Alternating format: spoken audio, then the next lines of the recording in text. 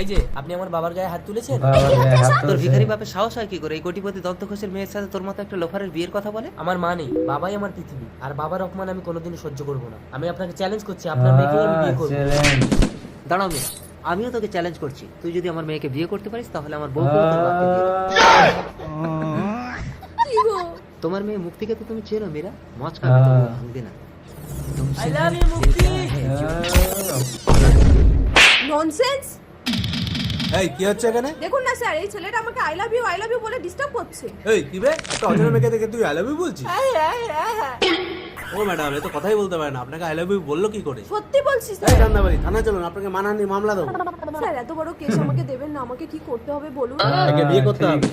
বাবা মা, মুক্তি তুই বিয়ে করে এসেছিস? ঠিক করেছে, নইলে ওই ভিখারির ছেলেটা যদি আমার মেয়েকে বিয়ে করতো তাহলে আমি তোমাকেও হারাতাম। দেখি বাবা, মুখটা দেখি। কি গো?